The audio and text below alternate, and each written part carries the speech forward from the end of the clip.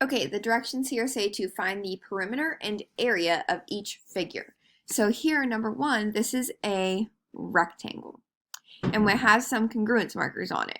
So before we start doing anything, I'm going to take the congruence markers and I'm going to label the sides. So this side is 6 inches. It has one congruence marker, which means this side over here with one congruence marker must also be 6 inches.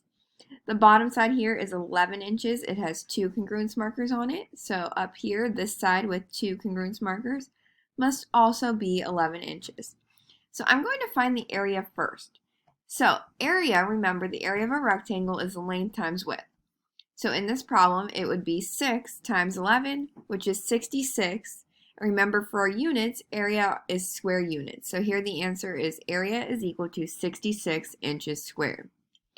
The perimeter is the distance around the outside of the figure. So to find the perimeter, we're going to take all the lengths of the four sides of the rectangle and we're going to add them up. So perimeter is equal to 6 plus 6 plus 11 plus 11. Because two sides are 6 and two sides are 11. When we add that all together, we get that the perimeter is 34 inches.